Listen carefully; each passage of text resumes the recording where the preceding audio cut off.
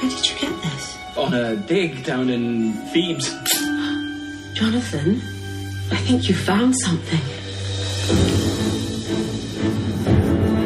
There is an ancient legend of a place known as the City of the Dead. You call it the doorway to hell.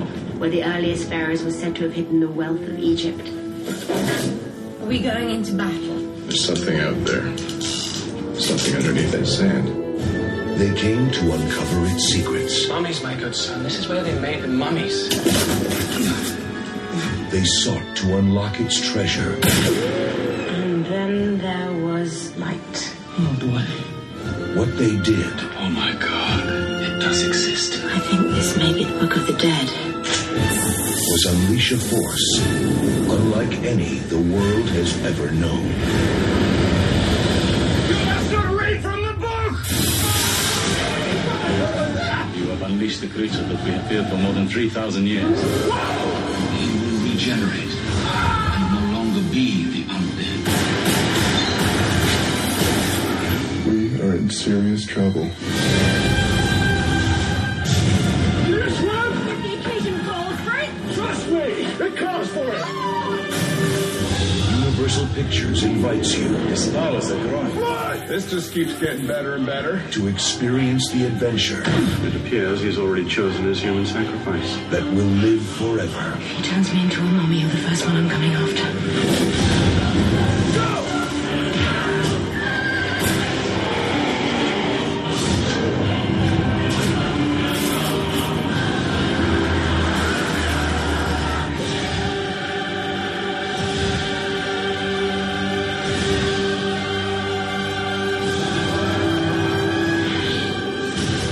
The Mummy.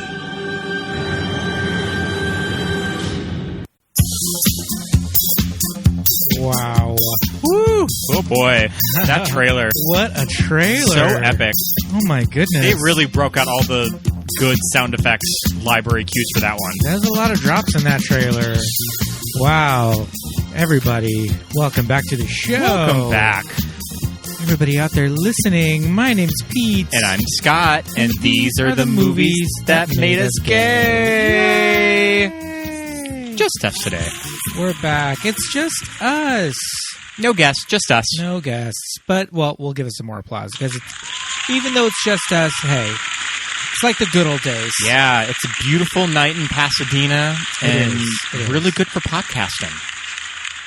This is true. It's a lovely night for podcasting. There's not a car in sight. No. everyone's self-isolating, home, sheltering in place as usual. And we watched The Mummy from Damn 1999. straight. We watched The Mummy, directed by Stephen Sommers from 1999. Another movie to put on the pile of 1999 movies that we've done. Because we've done a lot. Yes, there are plenty of 1999 movies that are awesome. This is one of them. There's a fun story about how we decided to choose this movie for your listening pleasure this week, and some cool stuff about the movie itself. So we did kind of want to get out of the 90s, but in thinking of that, we just decided to do some picks from the 90s, classics from the 90s. So how did we land on Brendan Fraser? So we were having a drink. There's nobody in the restaurant. There's just only sidewalk tables. So we just figured, why not? And so we sat down and we had one drink on the sidewalk while we were renting movies at our local video rental palace. We were sitting across from the Michael Myers house in South Pasadena. We were sitting across Quite literally. from the actual location of the Myers residence from the very first Halloween movie, where young Michael Myers slashed his naked booby sister at the very beginning of the movie. I mean, national landmark of South Pasadena. Indeed. And I don't know why I got a wild bug up my ass, but I just thought, you know what? We have not really touched upon the hotness that is Brendan Fraser. And Underrated 90s hunk. And even 2000s hunk. He's definitely a hunk. He's a hunky person. And he had a lot to do with many of our sexual awakenings. Definitely. And there are two movies in particular that stood out for me, especially because Brendan Fraser is just so dreamy. I mean, most of his early, his early run of films, he's very dreamy in, and we're talking Gods and Monsters. I was gonna mention that Gods and Monsters definitely had a profound effect on a young teenage me. Well, Gods and Monsters for has, multiple reasons. Yes, it has like a whole gay storyline and all of that stuff. So as a young gay kid, like in the mid 90s, this movie, we talk about this every now and then, but 25 years ago, it was not the way it is today. The movie landscape was very different. So when gay movies came around, it was very much like, I have to see that. And Gods and Monsters was like an award prestigious movie too. Yes, indeed. Indeed. It's about the later life of James Whale, the director of The Bride of Frankenstein, which we will get to others. eventually on this show. I would love to do a Bride of Frankenstein episode. Yes. And like you said, it was a prestige movie. It had Ian McKellen, one of his kind of, not breakout roles. Ian McKellen has been a fine actor his entire life, but, it was around this time. It really when caught mainstream. He really became a mainstream, to an American audience. And lost the Oscar to Roberto Benigni. That's some bullshit right there. Hey, well, he wants to make love to everybody in the room. Who doesn't? But we have that movie, and then on the other end of the spectrum, we also have George of the Jungle, where we have a shirtless, loincloth, trod Brendan Fraser running around the entire time. This is also a sexual awakening for some people, because I feel like Brendan Fraser was known in the late 90s for that bod. Definitely. Like, he was known for, like... Not a lot of body fat. Oh, my God. He was like 2% body fat. Yeah. During George of the Jungle. It was like a thing. It was like he was on all the rags, like, Entertainment Tonight. I mean, everybody was just interviewing him, talking about that body. And I was going to say, like, before Gerard Butler's crazy workout that got a lot of press for 300. And before Fight Club. I remember reading a lot about before Brad Pitt and Fight Club. Brendan Fraser's work that he put in that role. It was Brendan Fraser and George of the Jungle, and that body that he's serving. Super cute movie too. Yeah. But what I really wanted to touch on was, Brendan Fraser's body is amazing, but his moneymaker is that face. It's that smile. It is that face. Those lips, those pouty lips. Yeah. And that face does not get any more beautiful than Encino Man. So good in Encino Man. Yes. I think the movie's great. He's great in it. It's just really funny. It's charming. It's got Sean Astin from The Goonies, who we loved, Finest movie of Pauly Shore's career. Come on. We won't get too into Encino Man because I have a feeling we're going to be doing a whole episode of this very, very soon. Maybe. But the thing was, we couldn't figure out a movie to do. We're like, we just got to choose one. And choosing these movies, sometimes if we don't have guests lined up saying, I want to do this movie, we're just like, oh my God, how are we going to figure out what the hell movie to do? So I said, we love doing these polls. Let's do a fucking poll. So we did the Encino Man versus Mummy poll. And I knew this one would be pretty close because for me, it was kind of a toss-up. Yes. I voted because I vote on my personal account because I am a listener to the show. I like to listen to my own voice. I personally voted for The Mummy, and I believe you did too. I did. I voted for The Mummy. And here we are. But it was a pretty close poll, too. Not so close that our two votes skewed it. Yeah, by any means. Definitely. I think The Mummy won by like 5 votes. I know that usually people of a certain age do have an affection for Encino Man, too. Yes, this is true. This is true. Because, it's just that it's a Brendan movie, but it's also part of the Pauly Shore family, you know. Like you mentioned, a very underrated Sean Astin movie, too. Yes, that he's pretty good in. Yes, indeed. So we landed on The Mummy from 1999, and this, he's not serving shirtless body like Encino Man, but there are a lot of gay hallmarks in this movie. It's kind of filled with gay-coded characters. We're watching it the other night just as a refresher, and just there's a lot of stuff going on, from Rachel Weisz who is serving face. Super fierce. She is serving face. She's walking the face category, and she may be snatching. I mean, a trophy. if Rachel is walking the face category, Patricia Velasquez as Anaxuna Moon is definitely walking the body category. Yes, Patricia Velasquez is serving body. She is like doing the 5 elements of Vogue as she's walking down that golden hallway. She's posing the house down when she's like in nothing but body paint, leaning on like the statue when the pharaoh walks in. Of the little kitty cat, and she's stroking the kitty cat's head. She's petting it. She is wearing a nothing but body paint and pasties. Yeah, I'll have you know, like full Playboy Mansion style from the mid-90s when they would do body paint. Yes, I think that was actually the mid-2000s, and also ancient Egyptian style from this time frame. But there's like ladies serving face, serving body. There's gay coded characters. There's hunky Brendan Fraser.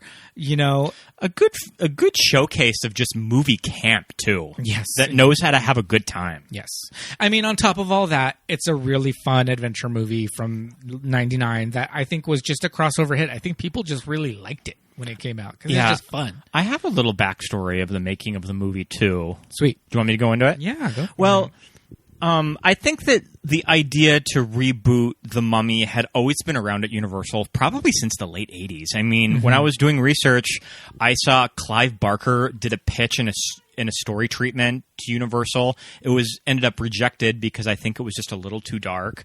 In 94, Joe Dante was tapped to direct a version with Daniel Day-Lewis that was very close to getting made, and I think that it just fizzled out over budget issues. And then cut to the late 90s, like around 97, 98, Universal was kind of going through some financial trouble. They had some very notorious bombs that did not do well. Babe Pig in the City, Meet Joe Black, Jamie Lee Curtis and Virus, our beloved Psycho remake, definitely underperformed. And the Universal studio head was definitely mining the company vault because they just really needed a hit. So Stephen Sommers ended up sort of giving them a pitch of, I want to make a Raiders of the Lost Ark take on the Mummy kind of by the way of Jason and the Argonauts. Sure. And I think that kind of the studio was just really sold on his enthusiastic approach to the material. That I think that Stephen Sommers is just someone that really sort of wears his heart on his shoulder when it comes to directing movies. And I think that he just really wanted to make a sincere, fun mummy movie. Yeah. So, cut to casting it, they offered the role of Brendan Fraser to Rick O'Connell. Rick O'Connell, excuse me. They offered it to like Tom Cruise, Matt Damon, the usual suspects, Ben Affleck, all of which had to turn down the movie just because their schedules were just way too busy to fit in this movie. Tom Cruise, who went on to do a mummy movie 30 years later. And that one sucked. We can talk a little bit about that at the end. 20 years later. And Stephen Sommers really liked Brendan and was super impressed with what a sleeper hit George of the Jungle was. So if it weren't for George of the Jungle and that movie crossing $100 million, Brendan would probably not be in the movie. And also, I think this was a time where Universal wanted to invest in a movie star that they could afford. It's just like when this movie costs upwards up to $100 million, they don't really want to fork over $20 million of it to somebody like, say, Tom Cruise or Ben Affleck. They want somebody affordable because this was going to be a movie that Universal was really relying on to be a success, and they wanted to spend their money carefully with their star, and they just really saw the potential in Brendan Fraser because, I mean, he had been there since like the early 90s, but he hadn't really ever carried a franchise before. And, I mean, I think he does a fine job in carrying this movie. Yeah. I think Brendan Fraser is the kind of actor in the late 90s that he didn't take himself too seriously, you know? He could be funny in these roles. He can play comedy, he can play action, and what a perfect way to sell a movie. Yeah. And plus, he's easy on the eyes on top of all that. So, in a time that was like before social media, when we weren't really like in bed with all of these celebrities and their private lives, we don't really know their personality. You kind of knew that he was somebody that you can go to make it lighthearted. And I think that Tom Cruise in this role would have changed the whole direction of it. And it kind of did in 2017. Yeah.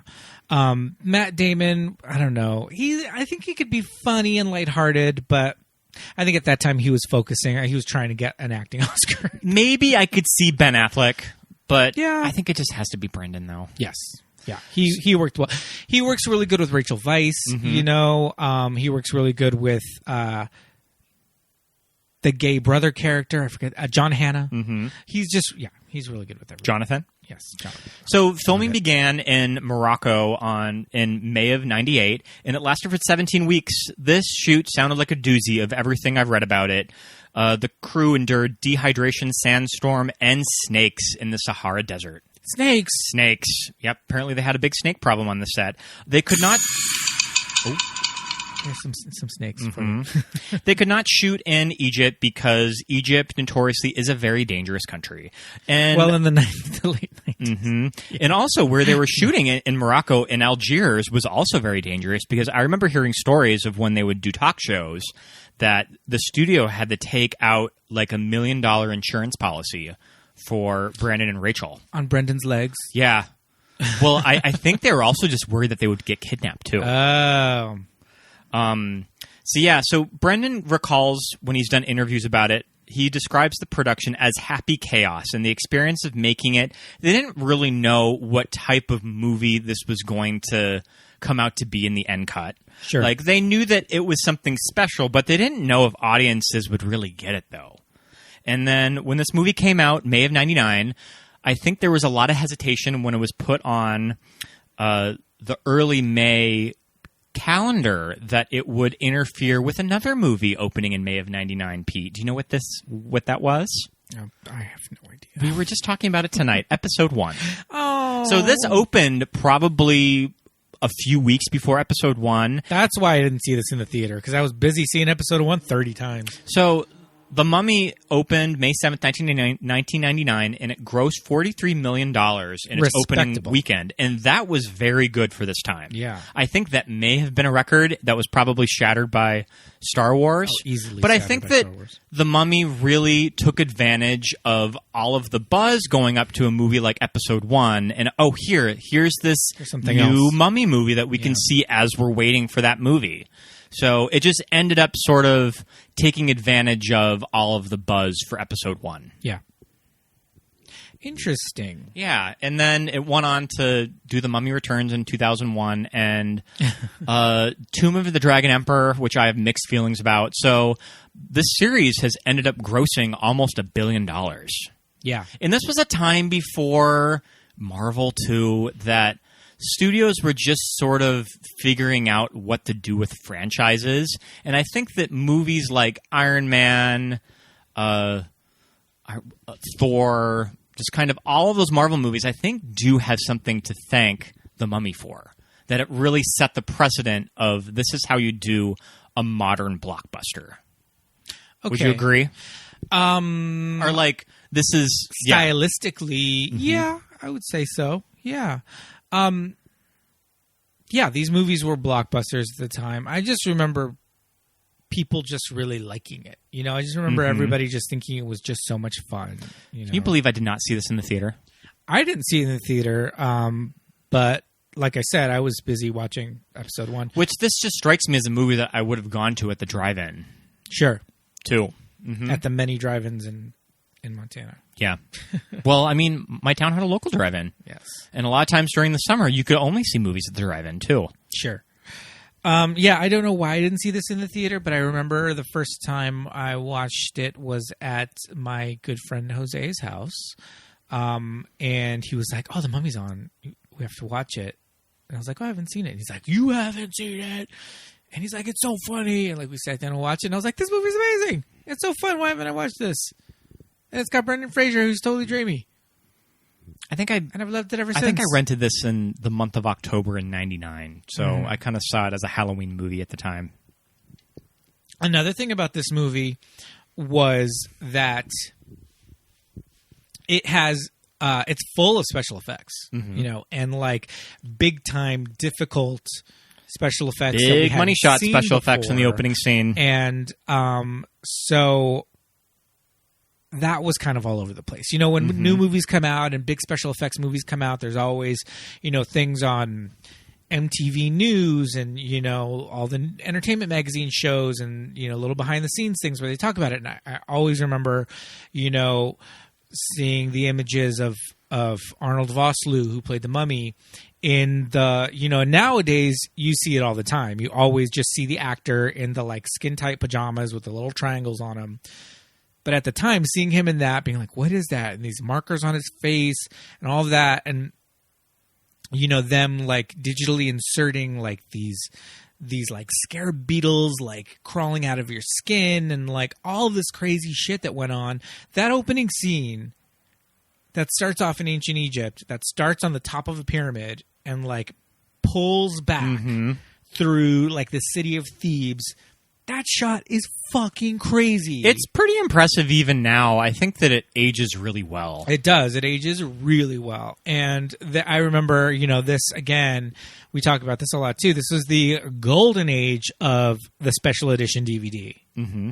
You know? Yeah, I remember this DVD was pretty packed. This special edition DVD was packed. It had a full, I want to say, at least hour, possibly hour and a half, feature-length documentary about the making of the movie.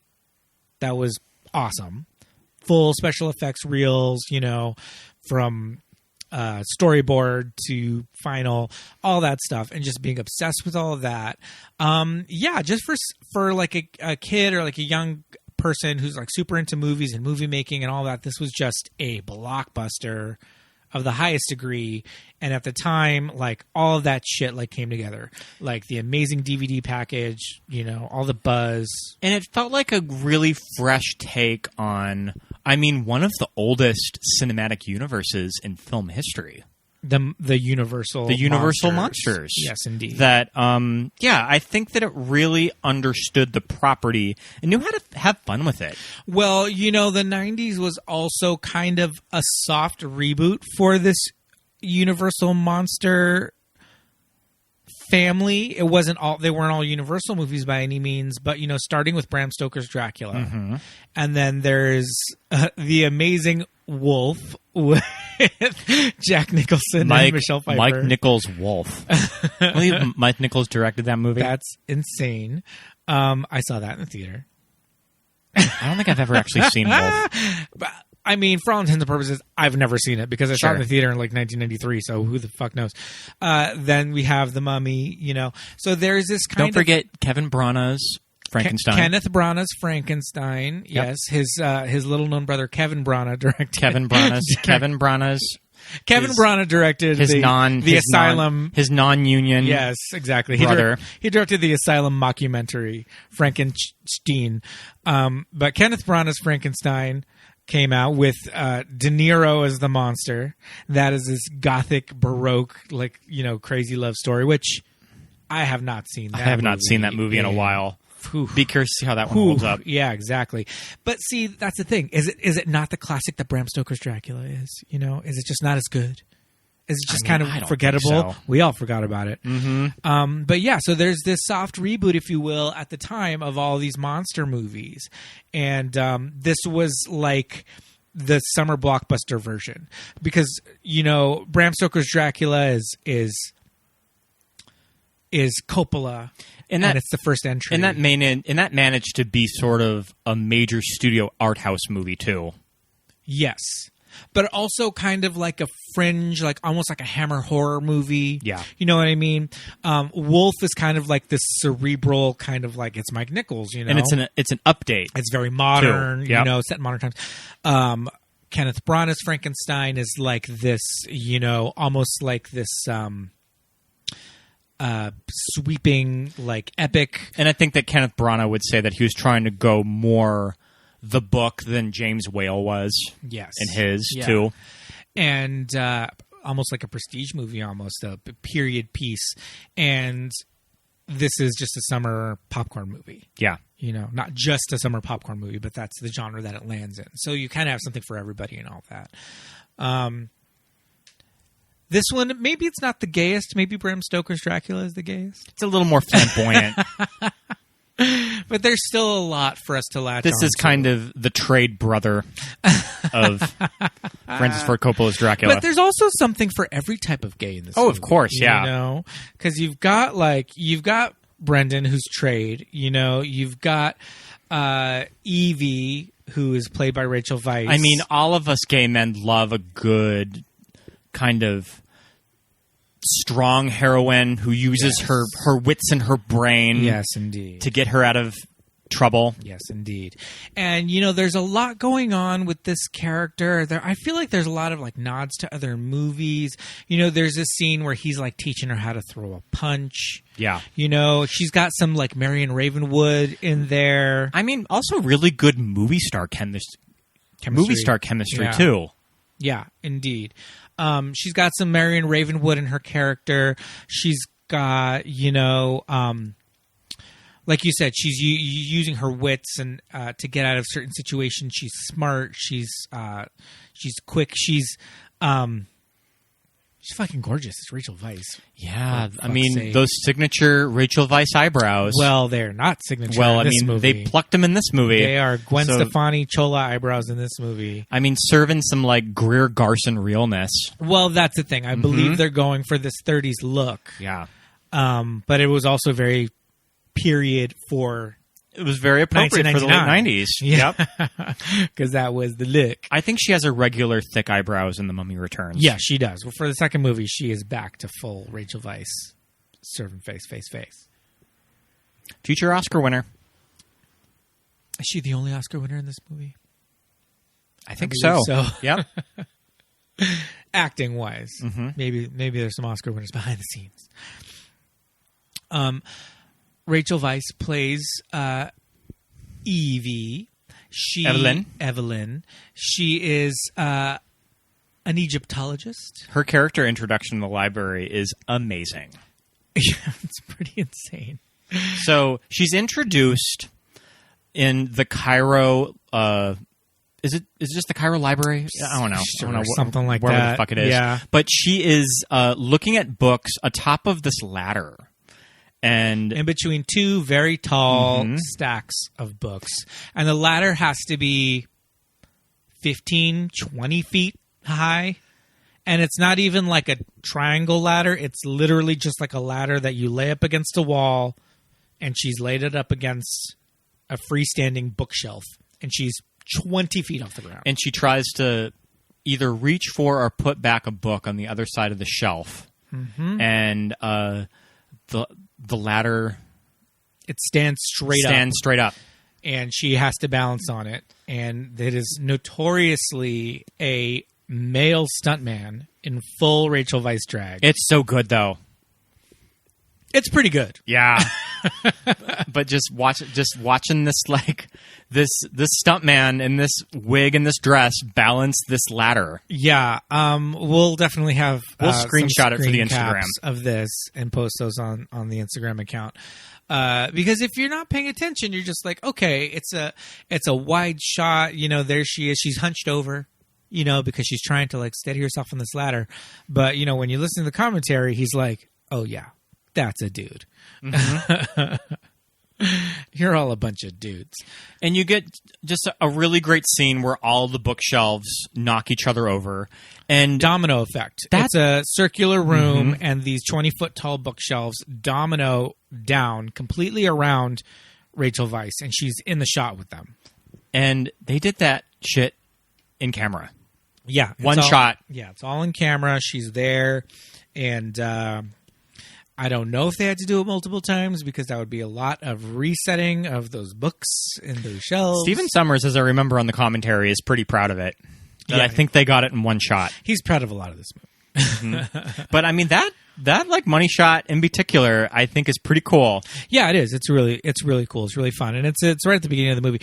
That's the thing. We're watching it, and we're just like, oh my god, this movie shoots its wad so many times. There's like a ton of huge action sequences, special effects stuff, you know, stunts, all this crazy shit going on, and you're like, oh man, we haven't even gotten to the mummy yet.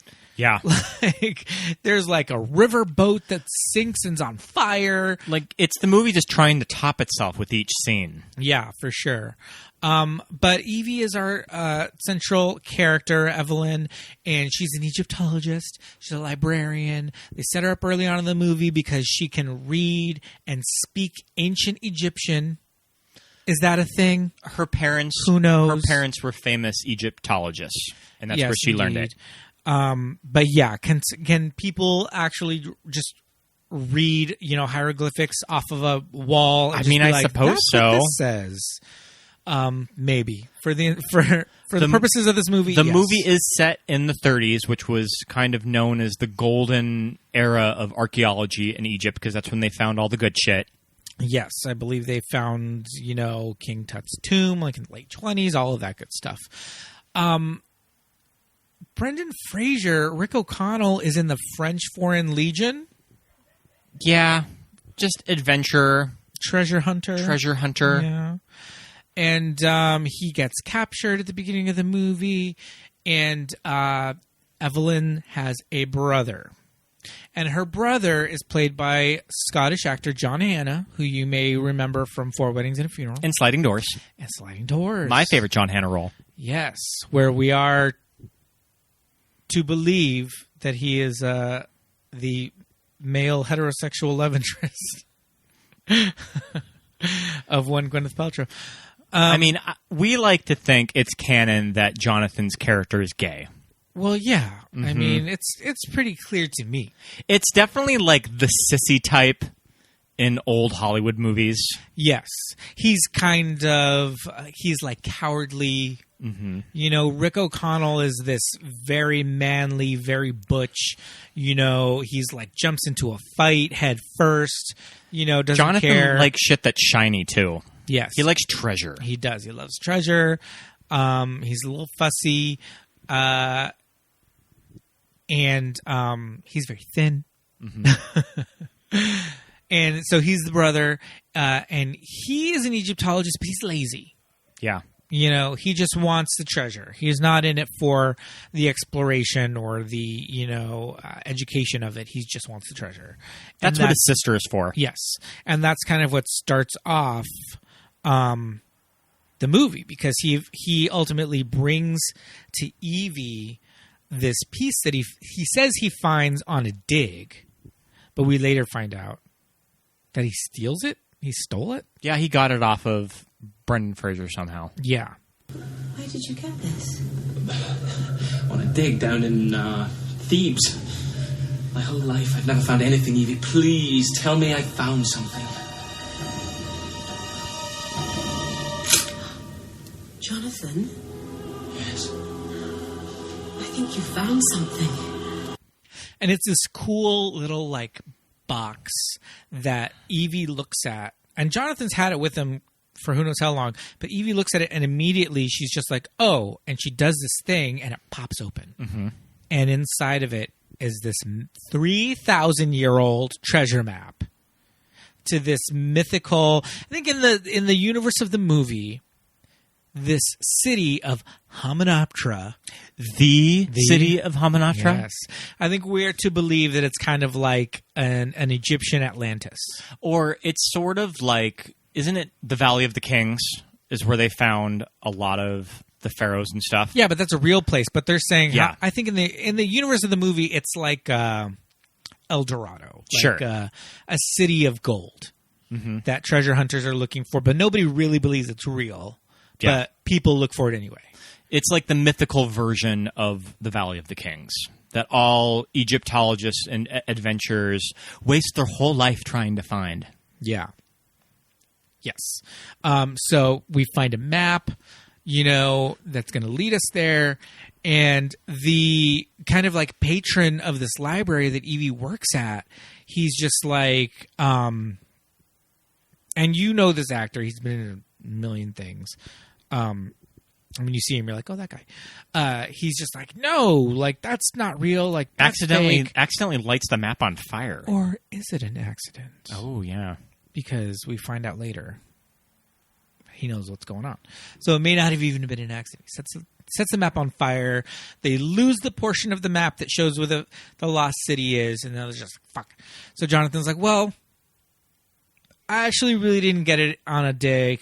I got out this guy, and he's in this jail, and he, maybe we'll find out some more information from him. So they go, and it's Brendan Fraser, and he's been in this prison in Egypt for 3 years. That's crazy. Yeah. I always forget about that off. Like he's just been sitting in a jail cell for 3 years. There's just like a super on the screen. It's all 3 years later, and you're like, fuck, it's just been captured the entire time. So that's where they encounter Brendan Fraser, Rick, and he's about to be hanged. And I love the back and forth that Evie and the jailer, that other jailer, are having when they're trying to kind of settle on an agreement to break him out. Yes. The jailer character is another one of those actors that you're like, oh, that guy. And yeah, he's like played for comic relief.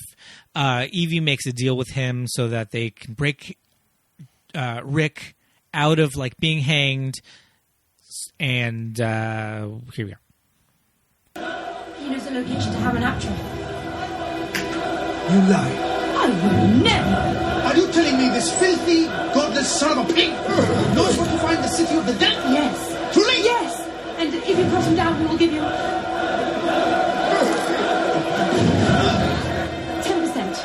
50%. 20. 40. 30. 35. Ah, deal. Cut them down! So when they were making this scene, I read that they got the wide shot with the stunt double on the noose. What, the wide shot. Wait, so you backtrack. Oh, I was going to say, Brendan Fraser is being hung. Yes. And they got the wide shot with the stunt double, and when they were getting Brendan's close-ups, the rope on his neck was tied too tight, and Brendan passed out and almost died. Yes, indeed. And everyone on set just thought that he was just acting. And he was really not being asphyxiated. And yeah, he like blacked out and almost died. Yeah, tales from the set, it looks like a dangerous stunt. When you watch it in the movie, you're just like, how the fuck did they do that? Yeah, those were all of the close-ups on him. Yeah.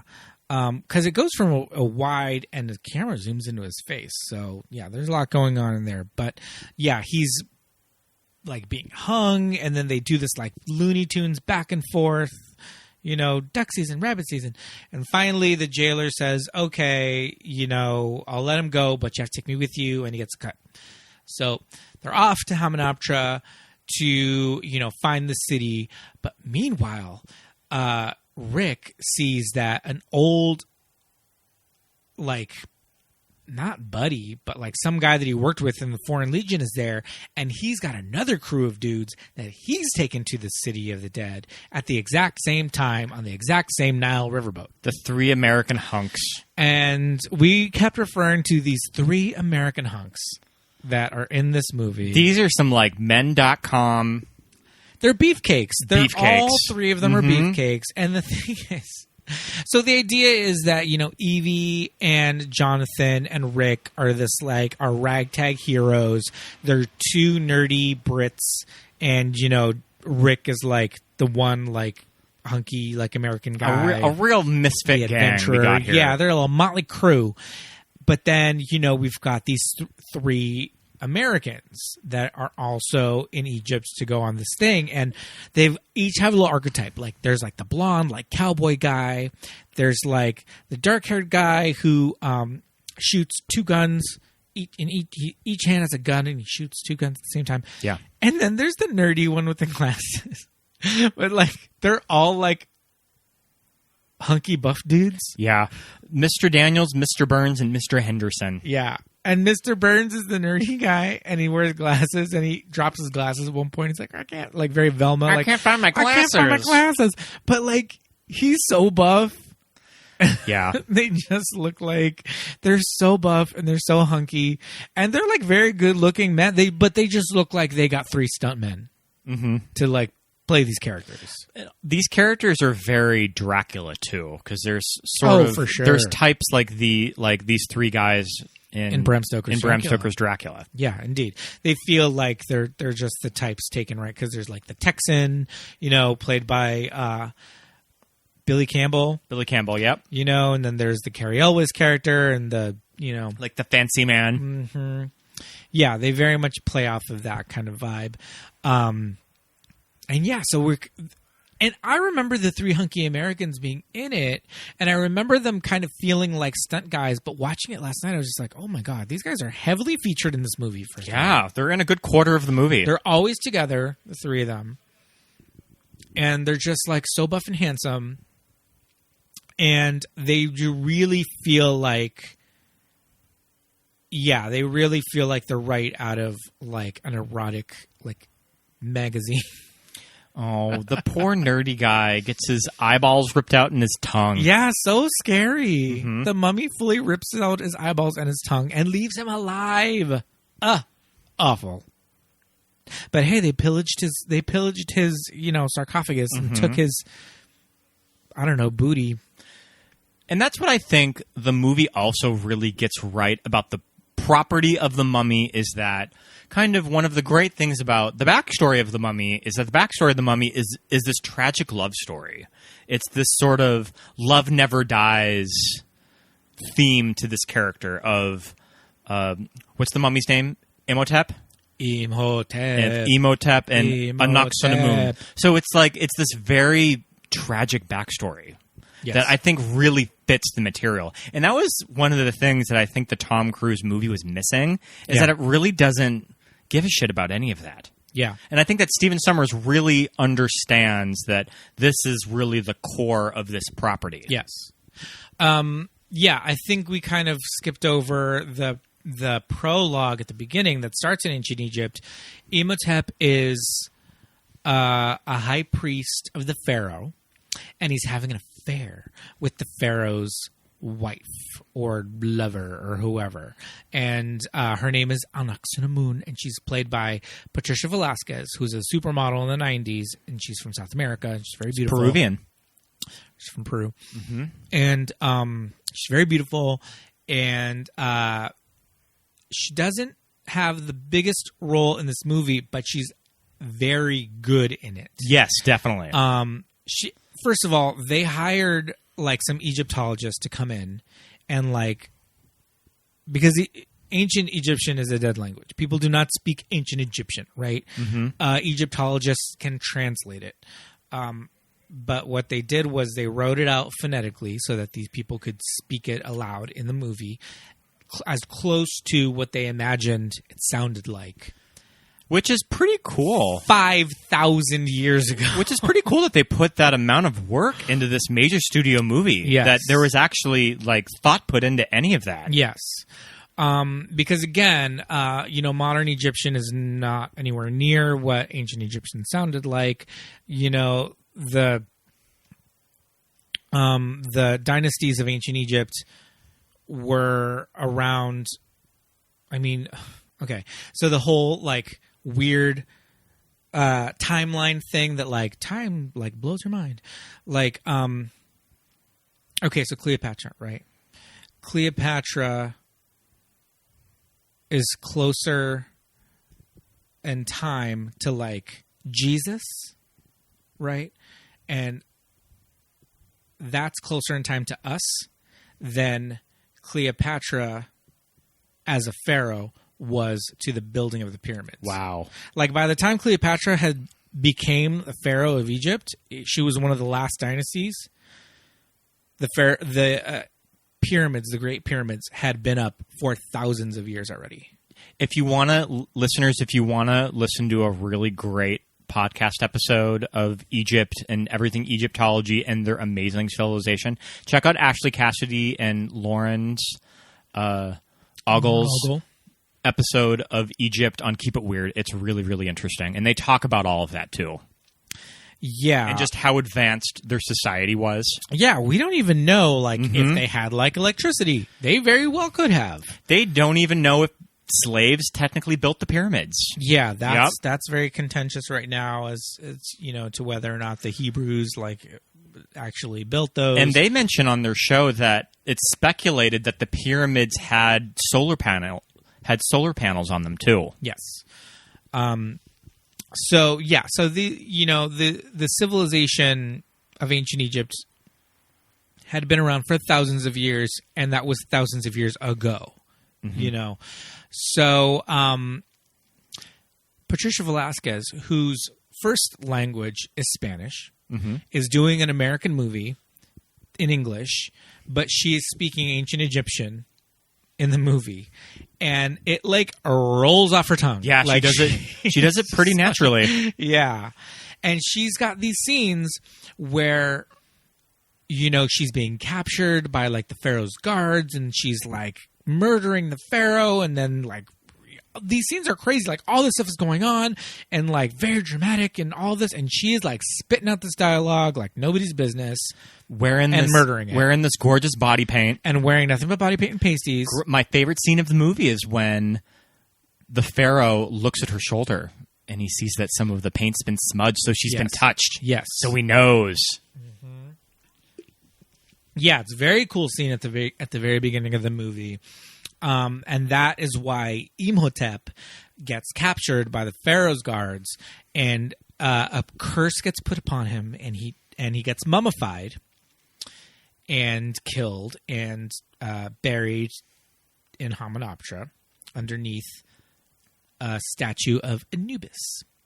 And when the curse is that anybody who releases him, you'll release the 10 plagues of Egypt upon the world, and the curse of the mummy, and the mummy will come to life and kill everybody who, releases him. Naturally.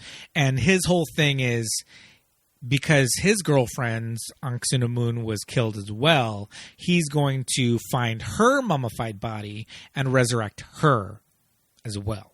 And that's what he's trying to do. And it's a whole thing where he sees Evie, and he feels like Evie is, Ankh-Sunamun reincarnated, and that harkens back to the stuff. original movie too. Yes, indeed. I think that whole little subplot existed in the movie. Yes, and this all feels very Bram Stoker's Dracula as well, because he sees some woman in modern times who reminds him of his ancient girlfriend or whatever. And Arnold Vosloo, who plays the mummy, is also this very handsome man. And he actually, for a movie made in the 90s, is, He's Afrikaan. He's from South. Is he from South Africa? He's from Africa. Okay. So, so it's not like they got a bunch of, white people to play these. Yeah, that's what I was going to say. Especially, now in 2020, we're so, the woke police that we always kind of... Yeah. We call out, white casting in roles like this. Exodus Gods and Kings kind of ran into problems like that with Joel Edgerton being cast in Egyptian. But I think that Stephen Sommers probably likes to pride himself that he did try to go out of his way to cast people that look like they were from ancient Egypt. Yes. They're not all, Egyptian people by any means. It's not like they're casting Kate Hudson as a Ankh-Sunamun and just putting on some bronzer on her. Yes, exactly. And the other thing is, too, that they always say is, we don't know what Egyptian people look like. This is true. We don't know if they were just black Africans, because Egypt is in the very, very north of Africa. So we don't know what they look like. The hieroglyphics all look crazy. They all look different. Some people are yellow, and some people look like wolves and eagles. So we don't know. But this movie, I feel like, does a pretty good job, especially for the time frame. This movie has not been canceled, and I can't imagine that it would be for any reason. Because, they did a really good job with the casting. Rachel Weisz plays half Egyptian because it mentions that her mother is Egyptian, but it doesn't really linger on it, though. Yeah. It's fine. Yeah. That's the only thing. But, whatever. Maybe John Hannah's her half-brother, because he is 100% English. Mm-hmm. But so that's the whole reason that the mummy's curse is put there. Great backstory. Really fun backstory. So the whole time, the hunky Americans and our ragtag crew of Brits and Brendan Fraser are on this hunt to get to Hamunaptra, and they're chasing each other, and everybody's got to get there first. But much like Raiders of the Lost Ark, they're digging in the wrong place. Mm-hmm.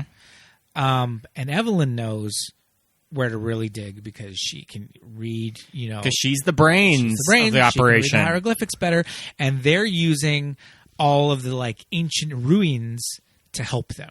They're using all the like mirrors to like light their way and all this stuff, and they're using what's there to like. Mm-hmm. To get to the mummy's tomb or whatever.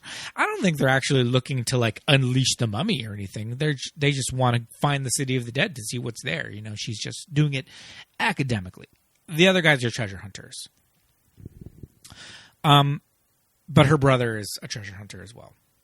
But the hunky Americans all make their way there, and their team is led by the squirrely guy that used to work with Rick, but it's also led by Jumanji's dad. And also Cal's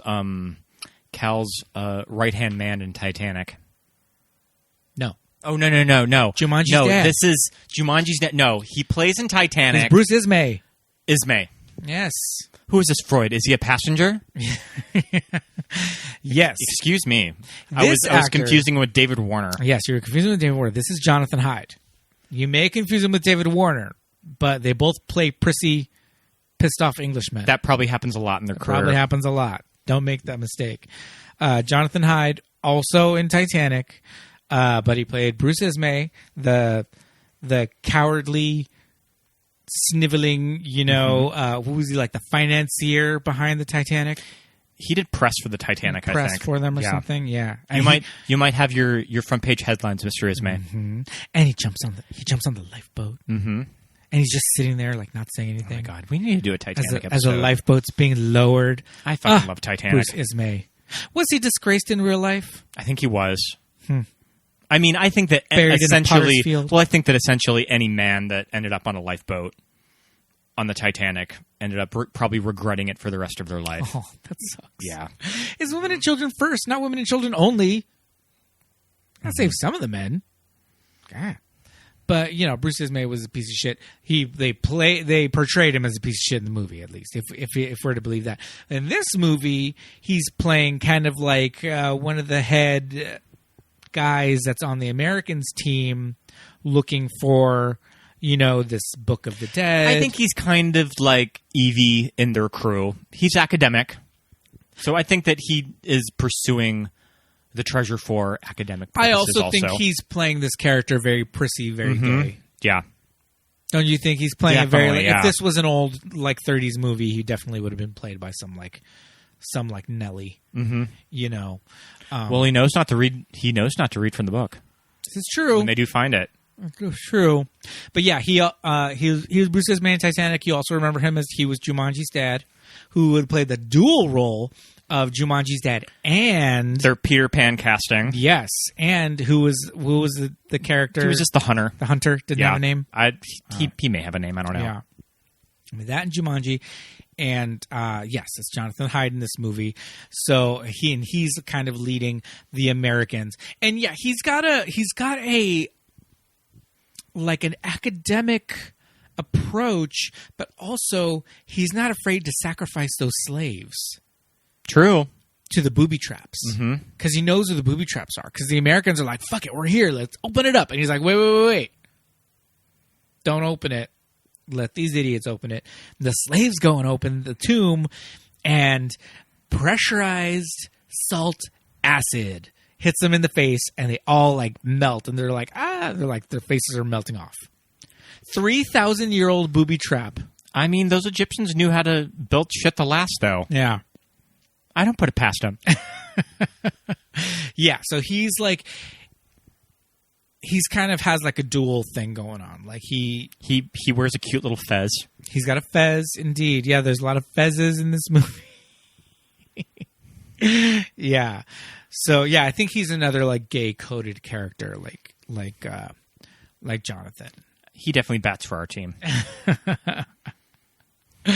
Yeah, there's a really fun scene in this movie where they're on this riverboat going down the Nile, assuming to to Hamunaptra, to where they need to go.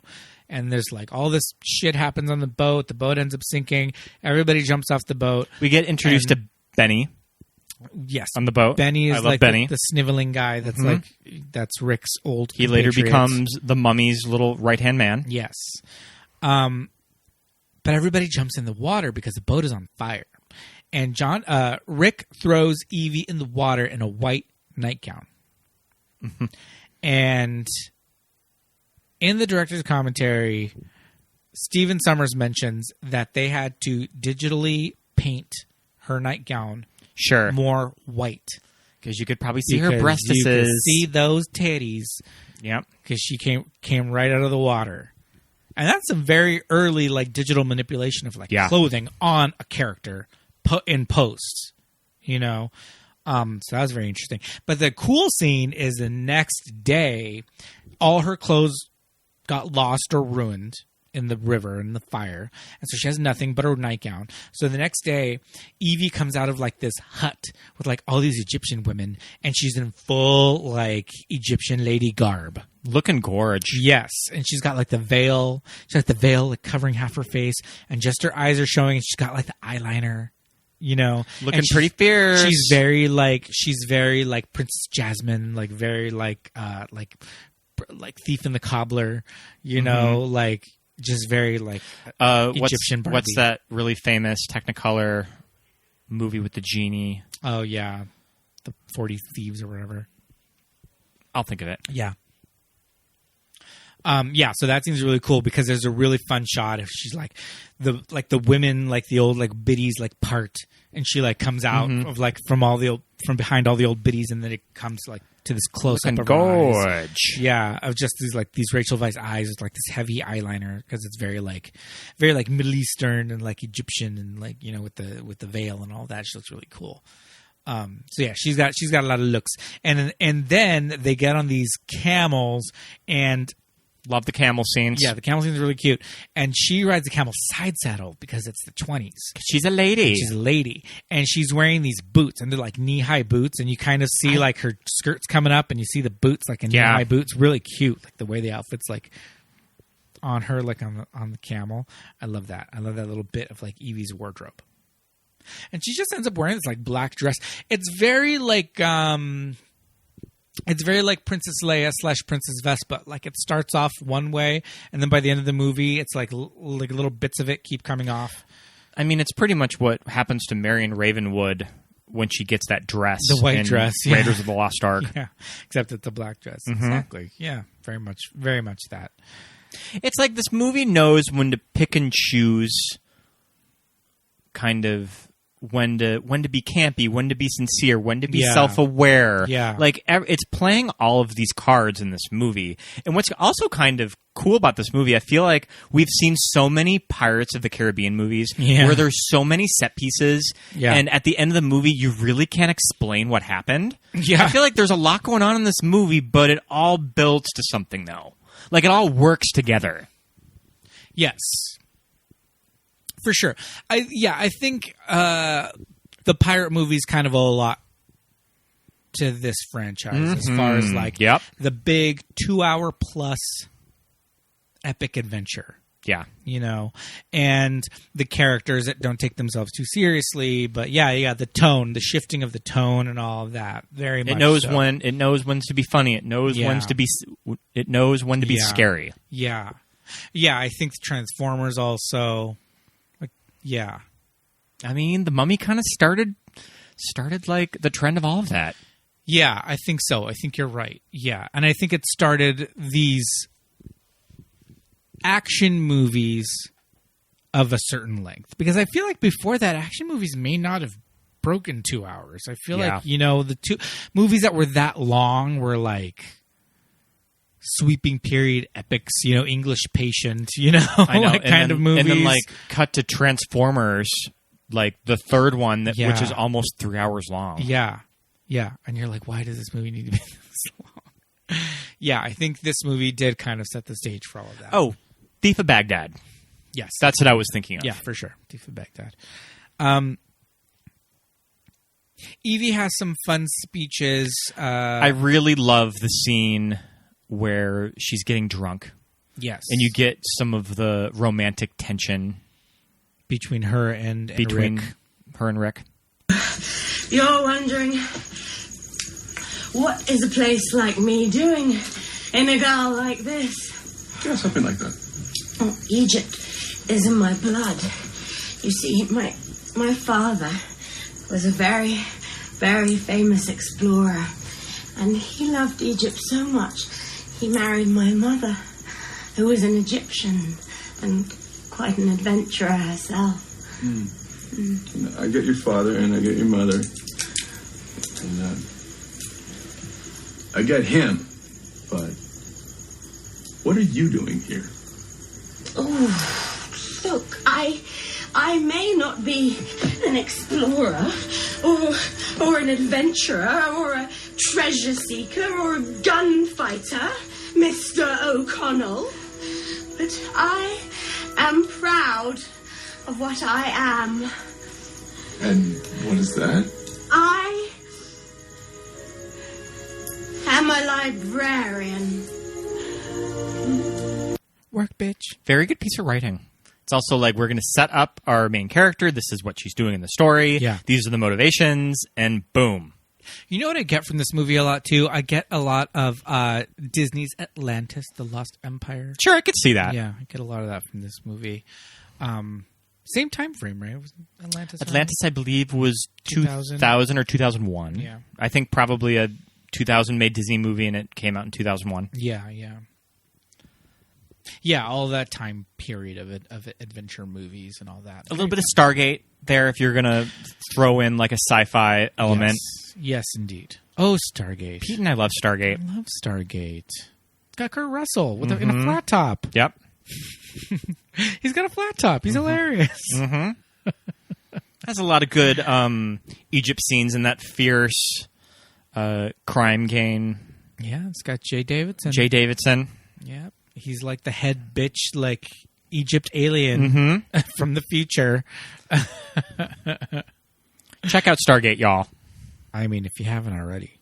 Not the TV. Well, the TV show's fine, but I mean the movie where it came from, the very first Stargate, which also, speaking of Atlantis, you know the whole thing that Disney's Atlantis is like a ripoff of Stargate. I mean, it pretty much hits all the main it's like story beats of Stargate. It's like the same story. Yeah. But that's for another podcast. Yeah. That's for another episode. We'll post about the theory behind that. But yeah, so Evie's a librarian. They unleash the mummy. Mm-hmm. The Americans unleash the mummy, and he goes after all of them, picking them off one by one. Well, Evie reads from the Book of the Dead because she pries it from Dr. Mr. Ismay's Sleeping Hands. Sleeping Hands, and she reads out of the book, and it awakens the mummy. Yes. There's this, like, I love movies that have just, like, these old books that have crazy magical powers that can, like, if you read something aloud out of it. Very Hocus Pocus. Yeah. The Evil Dead. Yeah. Cabin in the Woods, all of that. Even Witches of Eastwick. We were talking about grimoires. We were just talking about that on our last episode. A grimoire, you know. So there's two books in this. There's the Book of the Dead and there's the Book of the Living.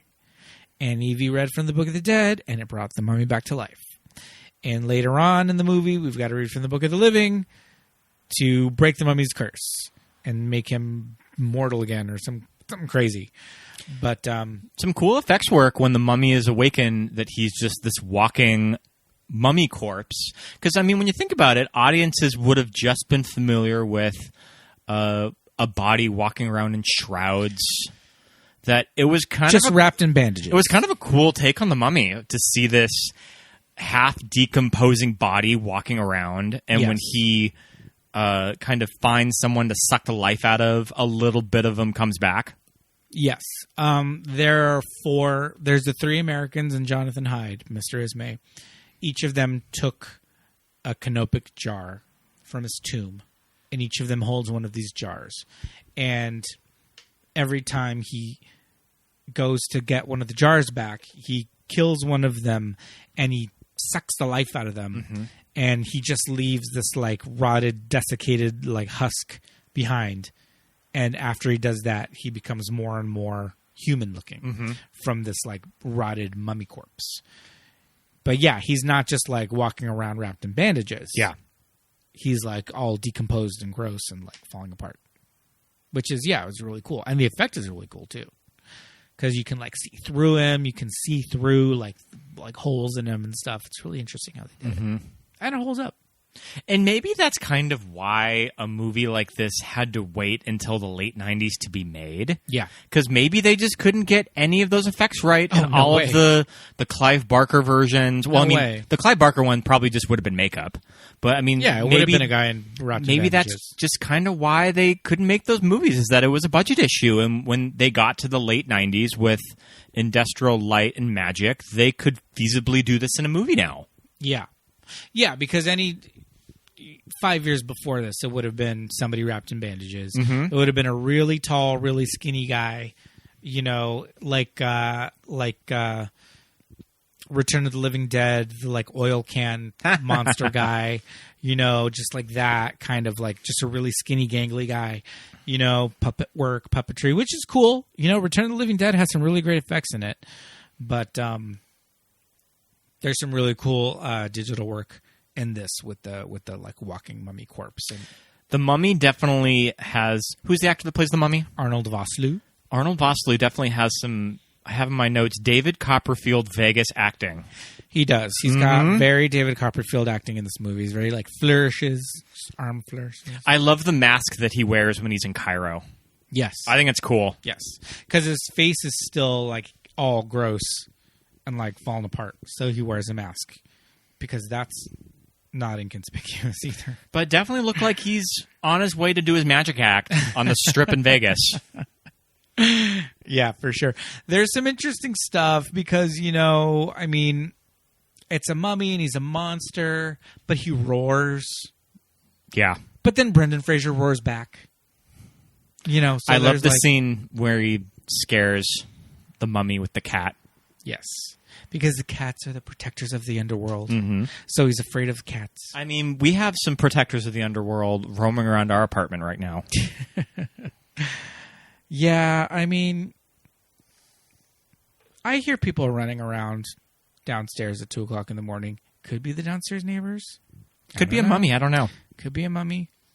But they're not running around up here.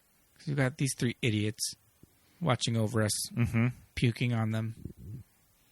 Oh, you want to get in this house? I throw up on you.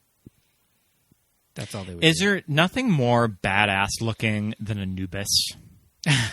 Just those ancient Egypt jackals or statues. I think they look so rad. Yeah, very cool. They're creepy. They're scary. They're beautiful. Yes, those ancient Egyptians really knew theatricality, man. Yes. Some of the Anubis creatures in The Mummy Returns are a little questionable. Oh, that's right. There is like a full like Anubis CGI army in that movie. Yeah. We haven't really discussed The Mummy Returns, which we have a love for. Yeah. We'll sometimes just put it on. We usually don't make it all the way through the movie. No, that one is a little bit more labored. That one's crazy. Yeah, that one gets a little bit nuts. Stephen Sommers, I feel like his movies just got more and more off the rails as time went on. Do you know what I think this series should have done as a follow-up? What's that? I think they should have followed it up with a vampire story. Sure. Like we've already done ancient Egypt. Now they need to go to like Transylvania. Well, he did Van Helsing. But, I mean, I feel like the logical Evie and Rick progression should have been they go to Transylvania and that's where they meet Van Helsing. Sure. That would have been fun. Mm-hmm. But then, like, we wouldn't have gotten Patricia Velasquez back.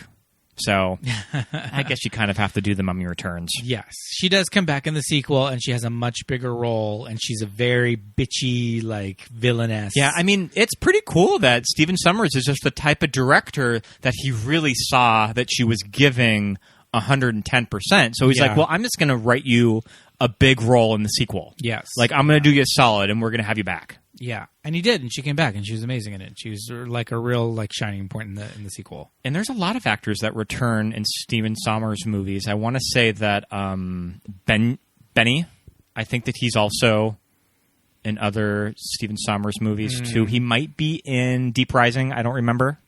Oh, I don't remember any of Deep Rising. Yeah, Stephen Sommers did Deep Rising the year before this. What's that one about? That's the one set on a ghost ship, and there's a sea monster on it. Okay. Do you know who loves Deep Rising? It's Ashley Cassidy. Yeah, I don't think that I am super familiar with that one. I'll have to look it up. Tom Sizemore? Oh, geez. In Deep Rising? I can't remember. Wow. That's awesome. When Arnold Vosloo as the mummy comes back to his human form, he is mostly walking around in tattered rags and shirtless. Treat Williams. Oh, Treat Williams. That's who it is, not Tom Sizemore. Okay. Can see how you get that distinction. Arnold Vosloo's walking around. It's his, like, the tattered rags are kind of like fashioned into like almost like a loincloth situation. Shirtless most of the time. You know, there's scenes where he like rises up like the sands of the Egyptian desert to like trap, you know, our heroes in a sandstorm. That's where we get the image from the poster. Yes, that is where we get the image of the poster. His face is like coming through the sandstorm. Oh, but this is where they meet someone else from Titanic. Oh yeah. This is where they meet this old, like, I mean, I don't even know. He wouldn't be like a World War I pilot because it's the 20s, and this man's like in his 60s or 70s, so he couldn't have flown in World War I. I mean, because it was like 2 years ago. Is he from like the British Legion from India or something? Yeah, who knows? But let's see. I'm gonna find out this actor's name and who he was in the Titanic. Because he plays this really fun character in this movie. There's really cool visuals with this character. Yeah. They go and they meet him in the desert. And don't they meet him in a bar? Well, first they meet him in a bar. Yeah. And he's getting there drinking, remembering the old days. And he feels like disappointed that he didn't get to go down in glory like all of his friends. Yes. And like die for fighting his country. Yes, for sure. And now he's just like sitting in this bar in Cairo getting drunk. Yes. His name is, they call him Winston. And when they do go out and meet him to find his plane, it's in the desert. And it's very like Jungle Cruise because it's the middle of the desert and there's just like a record playing with like this old-timey music in the background, and he's sitting under this giant umbrella in the desert, and the shot is crazy. It's like out of another movie. I mean, this is some like English Patient shit too. Yes, it's very English Patient, this shot. So this actor's name is Bernard Fox. You will remember him from Titanic. He played Colonel Archibald Gracie. And famously said, like what I always say, women and machinery don't mix. Yes. And if you can't picture him, he's like a portly old British man with a mustache and gray hair. And what I remember him from that was crazy is I remember him when I was a kid, my sister and I would watch Bewitched. And this was, I was so young that I didn't realize that Bewitched was an old show from the 60s. Sure. I just thought it was like this new show that I'm watching about a witch lady who lives with her husband. Who is your favorite Darren? My favorite Darren, I would have to say, is I think it's the first one, like the skinnier one. I don't know which Dick it is, Sergeant or York. I'll have to look that up. But on Bewitched, Bernard Fox played Dr. Bombay, and Dr. Bombay was a witch. Or a warlock, I guess. They were called warlocks on Bewitched, the male witches. He was a warlock, and he was a doctor, and he knew like witch medicine. And when Samantha needed him for like witchy stuff, she would say, Dr. Bombay, emergency, come right away. And then he would apparate into the house because they would like disapparate on Bewitched and just like boop, and like pop into the house, and he would pop into the house. And I remember seeing him in Titanic and being like, holy shit, that's Dr. Bombay. And he looks like not a fucking day has past. Sure, still looks the same. Crazy from like the 60s, because Bewitched is from the freaking 60s. First season Bewitched was black and white, which blew my mind as a kid because I thought this was a brand new television show.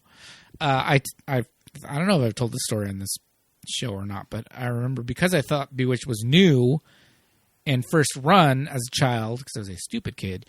I remember seeing like the Enquirer or something, the grocery store, and Elizabeth Montgomery was on it on the cover, and I was like, "Mom, that's Elizabeth. That's Samantha from Bewitched. What happened to Samantha Stevens?" And my mom was like, "What do you mean?" I was like, "She looks so old." And my mom's like, "Well, that's what she looks like." And I was like, "But Bewitched," and she's like, "Bewitched was from I was a kid." I was like, "Oh, never mind." Oh, that's cute. Never mind. It was like before Nick at Night. I just watched it on like KTLA or something. But yeah, we get Winston, who like flies them into battle, and they fly into the sandstorm that Emotep like causes with his like mummy breath. And Winston does get his like crash into the desert. It's a very bittersweet ending. It is, because like he like goes up to him, and I want to say that he almost has a smile on his face. Yeah, like he got to go out in his shining glory. Yeah, this is what he wanted. Piloting his plane. This is what he wanted to fly battle. into this like mummy. Yeah, this mummy like desert storm. What a way to go. Yeah, yeah. So that scene kind of comes in and like kind of comes and goes, this character, but it's a fun, memorable character when you see him, and he's a fun actor, and he's like, yeah, he's memorable. He's fun in Titanic. He's fun in this. He was fun on Bewitched. Good old Bernard Fox. He died in 2016 at the age of 89. I'm gonna pour out my my Bud Light Black Cherry seltzer for you, Bernard. When you look at you're a hell of a guy. When you look at Bernard Fox's IMDb, he was in 2 episodes of Passions, and guess who he played on Passions? He played Dr. fucking Bombay. I didn't know Passions had like a Bewitched crossover.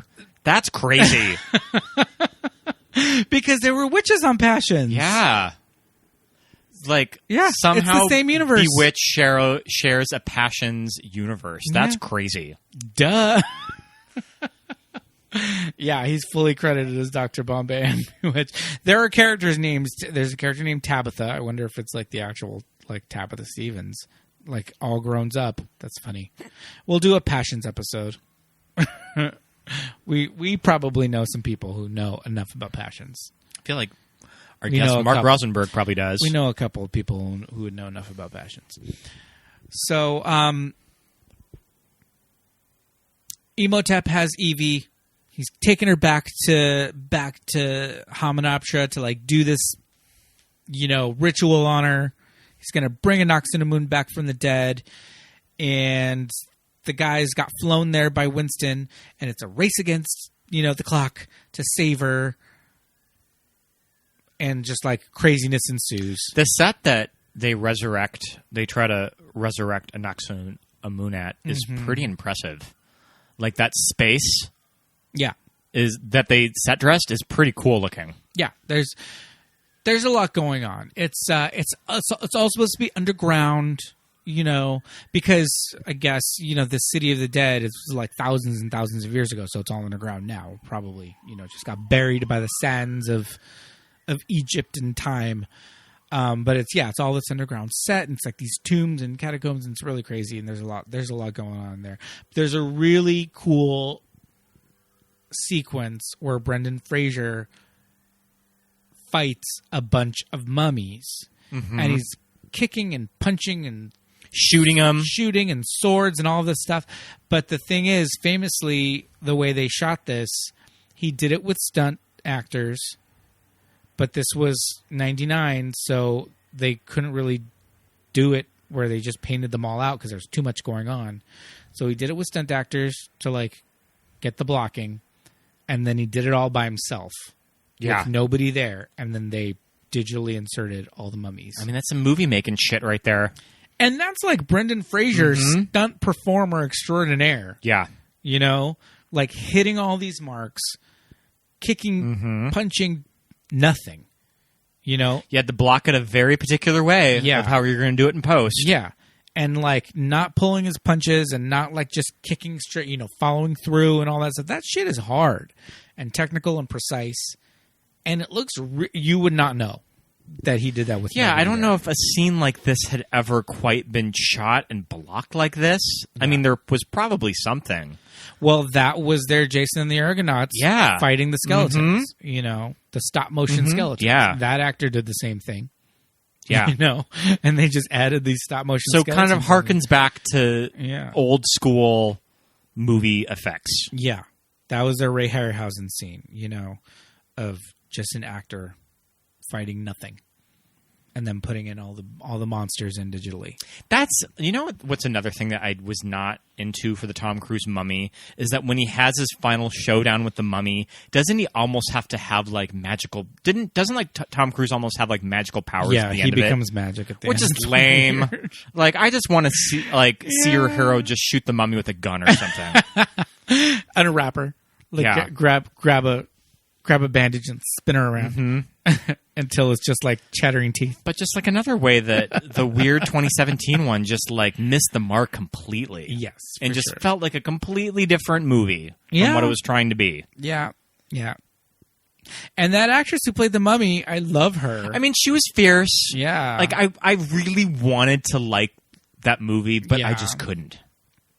Yeah. And like I was like intrigued with them doing this dark like what the fuck was it called? Like I think it was Dark Universe. The Dark Universe. I kind of thought that was cool, but it just did not land at all. Yeah, agreed.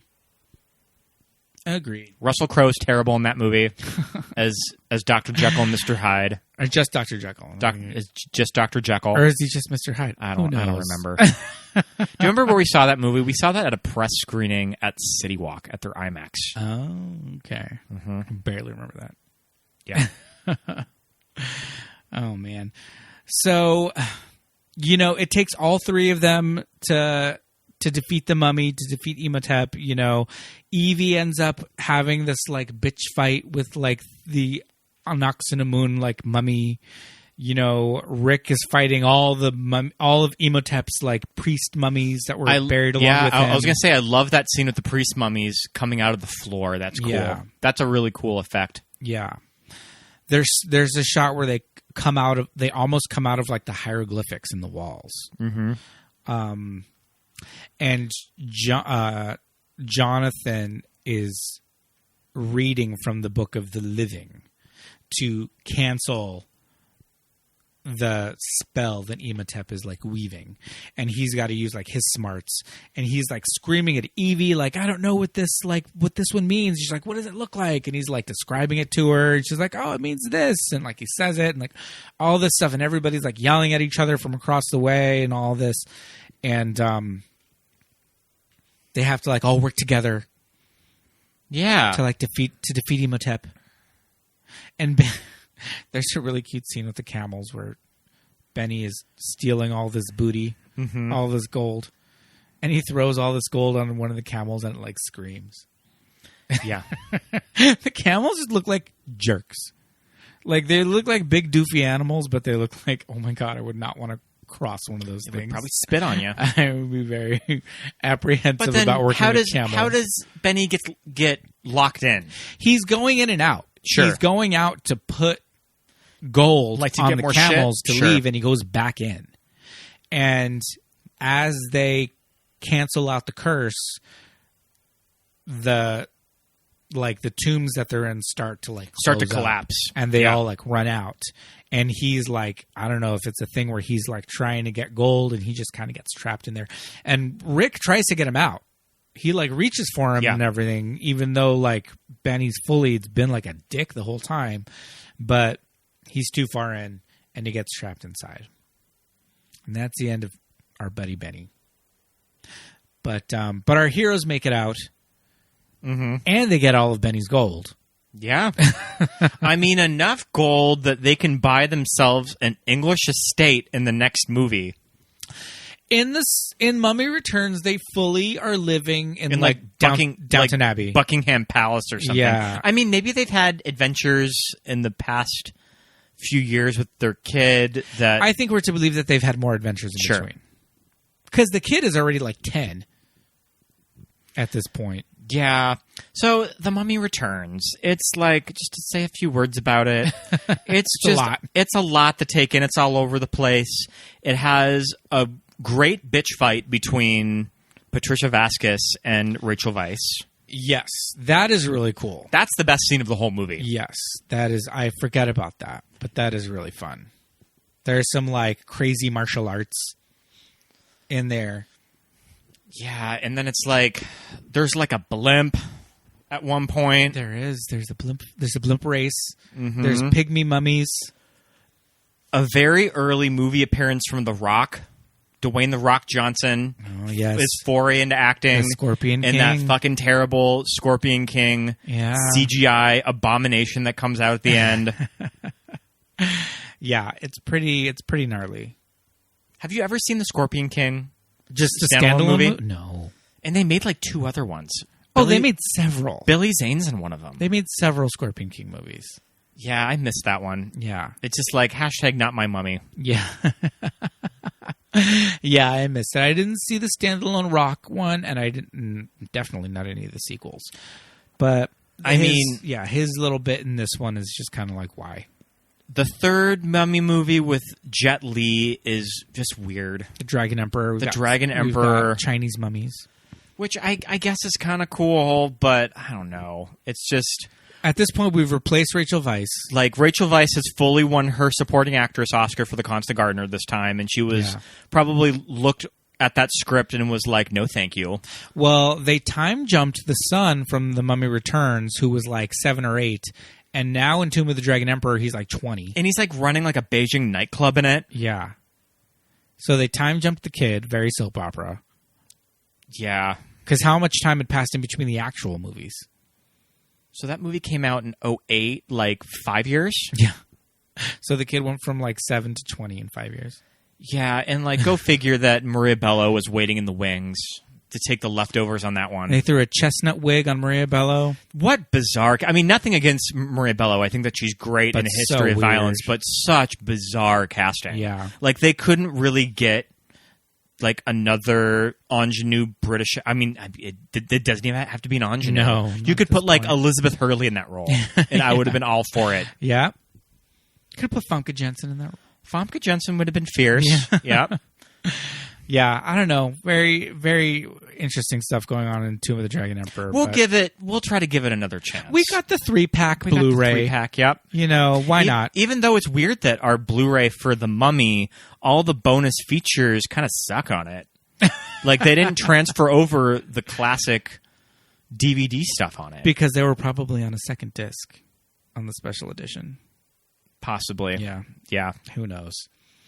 But yeah, we got the 3-pack Blu-ray set because we're completists. If anything, we're completists. Yep. So we had to get the 3-pack, just like we got the 3-pack of the Matrix trilogy. Even though neither of us have watched Matrix Reloaded, Ultimatum. Garbage, what is the last one called? I have never actually seen Revolutions. Oh, Revolutions! I remember it got awful. I wish it was called the Matrix Ultimatum. Got awful reviews when it came out, and I hated Reloaded, so I didn't even bother. Sure. Yeah. It's pretty much like an extended version of Reloaded. Sure. It's just like a longer... I mean, since we're talking about the year 1999, The Matrix came out in spring, and this was an early summer movie. Yes, indeed. So, opened in the same movie season. Yes, and I definitely saw The Matrix in the theater. I saw that several times. The Matrix was a movie that like... Oh, it was an event. Everybody was talking about it. Mm-hmm. People were just like, what was your favorite fight scene? What was your favorite, like, what was your favorite this? What was your, like, you was just like, what was your favorite move? What was your favorite, like, special effect? Like, what, like... I remember seeing... Dissecting it. The Matrix at the drive-in with my dad, and then going with my stepdad in the Judith Theater when it was in the actual movie theater 2 days later. Nice. Mm-hmm. Yeah, I remember blowing people's minds and just being like, oh, you like The Matrix? Let's watch the first 10 minutes of this movie that I like to call Vertigo. And compare and contrast, shall we? Because both movies start off with the main characters, or a main character, being chased by police officers across rooftops. Sure. Oh yeah, totally. In the dark. I never thought of that actually. Yeah. And I'm sure that the Wachowskis had that in mind when they were doing it. Oh yeah, they did. Also, fierce trans icon. Yeah. Lily and Lana. Lily. And I believe Work it out. Lily is directing the 4th movie. I thought Lana was doing it. No, I think... Well, who's the first one that came out as trans? Isn't it Lily? No, Lana was first. Pink hair? Oh, okay. Pink hair so is Lana. It was Lana. So I believe Lana is directing number 4, which they had to put on pause because of COVID. They were mid-shooting it. So now that movie is coming out in 2022... Here, let me just fact check that. Matrix 4. It is being directed by Lana. Yeah, pink hair. Yep. Yeah, I know which one's which. I am excited for the new Matrix because I do think that it is going to be a wipe slate clean that Reloaded and Revolutions never existed. There's a lot of mystery about it. There's a lot of mystery about who Keanu's playing and about Neo and like, is he going to be Neo? What version of Neo? Like all this stuff. So it's bringing me back. So I'm speculating that he took the other pill in this new movie and it's an alternate timeline. Sure. Of like he takes the. Does he take the? He would take the blue pill. Then. I don't remember which. Well, he would take the pill that he just goes on living in the Matrix. The one he didn't, But it's kind of fated that Neo's path is going to be that. Yeah. And like 20 years later, he has to save the world again. Well, I mean, I don't know because then they'd have to pull his body out of the Matrix and he's all 50. Yeah, that's true. They'll work it out. They'll work it out. It's one thing to pull your body out of the Matrix pod when you're like 25, but sure. Well, at that time, Keanu was probably well into 30. his 30s. Yeah. Because I was like 22. Yeah, good times. Go watch The Matrix, everybody. But skip the sequels. Mm-hmm. Yeah, man. 1999. What a time for movies. I mean, definitely just there was something for everyone in the year 1999. Yes, indeed. That you were able to get kind of the early reboots to. I mean, reboots wasn't even like a word that was even on the. They were remakes. The cultural radar. They were remakes, and even at the time, kind of remakes were very passé. Yeah. As much, like I mentioned before, Pete and I are odd defenders of the Psycho remake. The Psycho remake had just happened, so I feel like the word remake was left a very sour taste in a lot of moviegoers' mouth. Yes. Like mouths, but I feel like The Mummy... People started saying reimaginings. Like The Mummy, well, that didn't happen until the Tim Burton Planet of the Apes movie. But The Mummy just was able to take this older property and just do something fresh and cool with it. Yeah, for sure. There's a lot of camp in this movie, a lot of things for us young gay boys to latch on to. I love a fierce heroine. Yeah. That we mentioned with Rachel Weisz. She's beautiful. She's serving face. She's got costumes. She's got makeup. She's funny. She's smart. And I'm like a huge Rachel Weisz fan. I'm like her number one fan here. I love Rachel Weisz. Rachel Stan. I was wanting her to win the Oscar for The Favorite. Mm-hmm. I wanted her to have a 2 for 2. Yeah. Record at the Academy Awards. She's so good in The Favorite. Mm-hmm. Yeah. Oh, Rachel Edelweiss. Edelweiss, Edelweiss, country. Kind of what else in this movie that any kind of final thoughts on the Mummy? I mean, it's just like there's little sprinklings of things for the gays to watch out for. You know, like I said, if you're into beefy daddies, like watch it for Arnold Vosloo and the American hunks. Yep. And just imagine what they're doing in their tents after dark, after a long day of digging in the desert. Brendan Fraser is just dreamy. He's just so dreamy. Wearing a gorgeous hairpiece in this movie. Oh yes, this wig on him is it's auburn. Because I want to say that Brendan's hair had probably been receding for a good time So probably any time after the year 98, he's probably wearing a hairpiece in a movie. Yes, and Brendan Fraser's hair is this specific shade of auburn. It's like a burnt sienna. Yeah. Like, it's not just brown. Rachel Weisz has brown hair. Mm-hmm. I was rocking that auburn hair for a while. Brendan Fraser has like a burnt sienna. It's almost red. You know, it's an auburn, chestnut. Like, I'm a stylist, so I'm not going to call out the colors or the numbers, but yeah, it's in the reddish family. We have not even mentioned his nude scene in Gods and Monsters that I remember pausing a lot. I mean, when he takes off that towel in front of Ian McKellen when they come in from the rain. See his butt, right? Mm-hmm. You see those gorgeous buns. See those buns. Yeah, his body, like I'm telling you, if you do not remember, if you're not around or whatever, Brendan Fraser, it was like before Brad Pitt. I mean, when you just think of like body in like cinema, like Brad Pitt is the one that everybody always goes to from Fight Club. But before that, it was all about Brendan Fraser. Mm-hmm. And this was at a time when like beefy, hunky guys, like were more in like the David Hasselhoff, like pro wrestler kind of. All about like Leo in Titanic, who was like probably clocking in at like 130 in that movie. 125. Mm-hmm. Yeah, like hunky guys went the way of like pro wrestler, American Gladiator, like buff, Or you had to be very specific, like Arnold too. But Arnold was just buff. Arnold's kind of and also Arnold was kind of like in his own class altogether. Yeah, with like him and JCV, like Jean-Claude Van Damme. Mm-hmm. Right now we're in this time where like every single male actor is just like super cut, super ripped, whatever, this cardio body. But that wasn't really the thing at that time. And Brendan Fraser was kind of known for this nuts body. And like I said, his face is just dreamy. He's the whole package. So yeah, and he's funny and charming and just like really knows how to play comedy.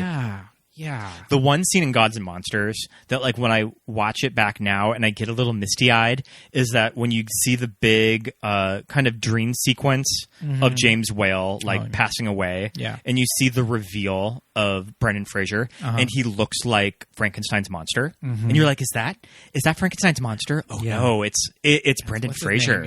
And he's shot in, like, silhouette. Yeah, it's so beautiful. Yeah. Check out that last scene of Gods and Monsters. It's great. Check out all of Gods and Monsters. There's lots of male nudity in it. Mm-hmm. There's like gay pool parties in that movie. Yeah, really fun. So check out The Mummy, you guys. There's like a lot of like fun shit in it. It's just a fun movie. And kind of like what I was mentioning before, we're so used to the school of Marvel movie making and like the new DC movies that there's something just very fresh and fun about this movie. That it was kind of laying the blueprints of how to do movies like that. Like, it was on to something. Yeah, for sure. And we have Stephen Sommers to thank for a lot of that. Yes, indeed. Check out The Mummy if you haven't already. Check out Brendan Fraser's other body of work as well as his body. And also check out some of the old Universal Monster movies. Yes, those are all really fun as well. We have the box set because Pete mentioned before we're completists and we have to have everything like together. And Pete got me for Christmas one year a really cool Blu-ray set of all of the Universal Monster movies. Yes, indeed. Yeah, and most of them are good, and some of them are kind of eh. Yeah, I'm kind of whatever on the 1950 Phantom of the Opera that they included. It's a little bit of a slog. But, for the most part, it's like, know your history, know where these movies came from. We all know these images burned into our brain of Bela Lugosi, know your queer icon, James Whale. Yes, indeed. He was a legend. Yes, indeed. A gay movie director in, like, ye old black and white Hollywood days.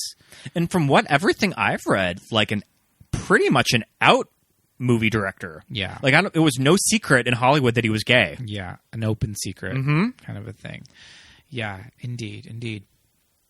So this was our first entry into our Brendan Fraser Love Fest. we'll be back soon with another Brendan Fraser. We have a really good guest next week. Really fun guest for it. She's one of my favorite people. Yes, indeed. But in the meantime, while you're out there watching The Mummy and The Mummy Returns, you should follow us on social media at Movies That Made Us Gay on Facebook and Instagram. MTMUG Pod on the Twitters. Yes, indeed. And head over to iTunes, where we would love for you to follow, rate, and review our show. You know what you should do when you're on iTunes? Give us 5 stars. Give us 5 stars and write a review. Give us some nice words. You got nothing to do. You're home. You're on lockdown. You're sheltering in place. Open your laptop and write a review. It's easy. And, do all that fun stuff and listen to us. And in the meantime, we will see you next week. Bye, everybody. Bye. Bye.